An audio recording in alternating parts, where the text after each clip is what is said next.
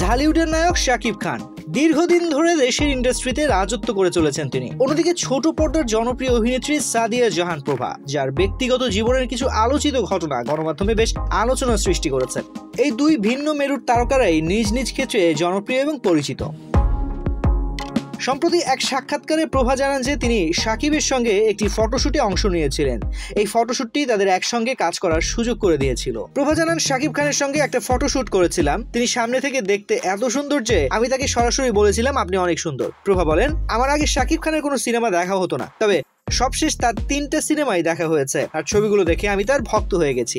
যখন আমি মাত্র কাজ করতে এসেছি, আমি ওনার সাথে একটা ফটোশুট করেছিলাম, তো উনি এত গুড লুকিং, সামনাসামনি উনি দেখতে, তো আমি ওনাকে বলেছিলাম যে আপনি অনেক সুন্দর। একসময় শাকিব খানের কাজের প্রশংসা করে এই অভিনেত্রী বলেন, শাকিব খানের এফোর্ট আমাকে মুগ্ধ করেছে, বিশেষ করে রাজকুমার সিনেমা, যেটা দেখে মনে হয়েছে শাকিব খান অনেক পরিশ্রম করেছেন। একটা সময় আমার কখনো ওনার মুভি দেখা হতো না, বাট আমি ব্যাক টু ব্যাক আমি 3বার ওনার মুভি দেখেছি এই রিসেন্ট, তো আমি ওনার ফ্যান হয়ে গেছি বিকজ ওনার এফোর্টটা আমাকে অনেক ইন্সপায়ার করেছে। ভবিষ্যতে বড় পর্দায় কাজ করতে চান কিনা এমন প্রশ্নে প্রভা বলেন, বড় পর্দায় কেন যেন আমার ভাগ্য সুপ্রসন্ন হয় না। যতবার আমার কাছে বড় পর্দার কোনো কাজের প্রস্তাব এসেছে, কেন জানি কাজটা আমার শেষমেশ হয়ে ওঠেনি, তাই এখন কিছুই বলতে চাই না। যদি আগামীতে কাজ করা হয় তাহলে সেটা তখনই বলবো।